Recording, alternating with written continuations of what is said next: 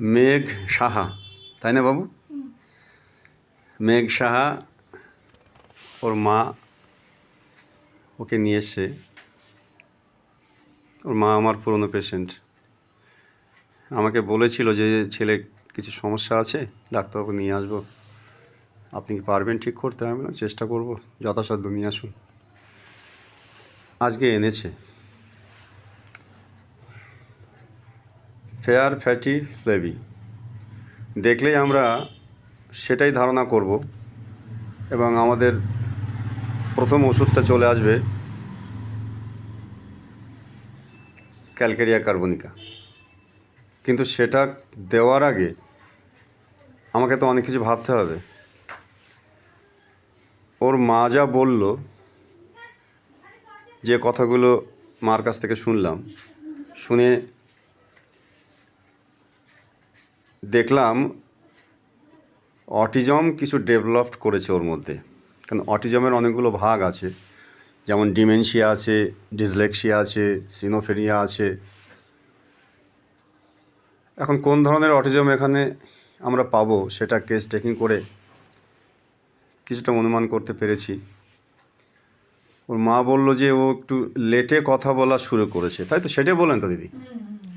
লেটে কথা বলা শুরু করেছে এবং ও একটা অক্ষর লিখতে যে মুখে বলে একটা অক্ষর, কিন্তু লিখে ফেলে আর একটা অক্ষর। এটা চলছে অনেক দিন ধরে।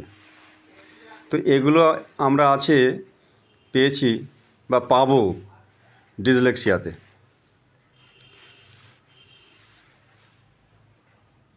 এই ডিসলেক্সিয়া নিয়ে আমির খানের অভিনীত তেরে জামিন পর একটা বিখ্যাত সিনেমা।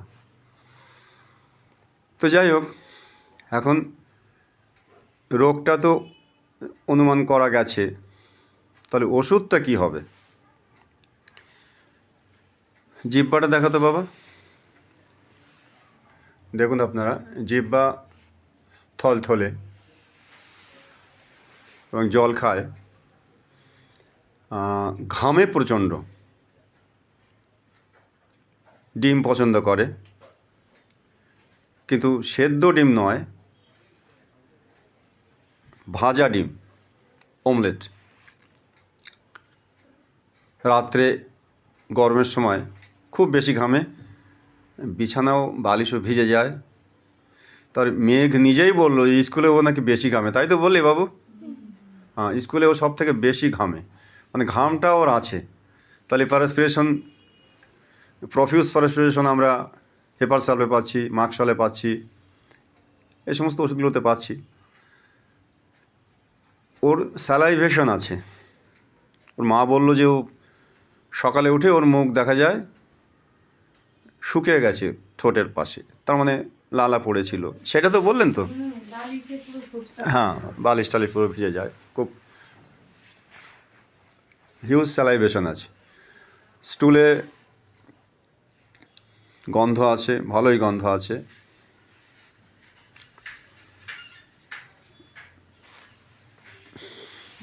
এই দেখুন বন্ধুরা, আমি লিখেছি সেগুলো।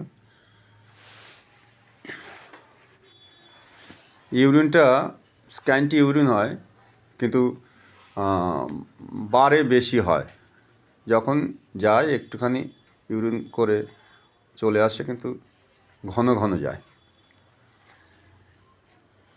অবস্টিনেট, খুব জেদ। স্বাভাবিকভাবে এই ধরনের বাচ্চাদের একটু জেদ বেশি থাকে। তো যাই হোক, তো পেয়ে গেলাম কোয়েক সিলভার। কোয়েক সিলভার দিয়ে আমি শুরু করব,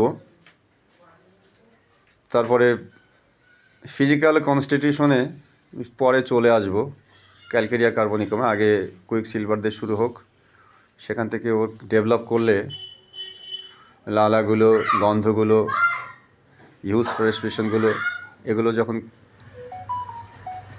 অনেকটা ডেভেলপ করবে, প্রয়োজন বুঝে ওকে আমি ক্যালকেরিয়া কার্বনিকামে চলে আসব। তার আগে শুরু করি কুইক সিলভার দিয়ে, এবং আশা করি ওকে আমি সুস্থ করে দিতে পারবো। ঠিক আছে মেঘবাবু, তুমি ভালো হয়ে যাবে, ঠিক আছে? থ্যাংক ইউ তোমাকে।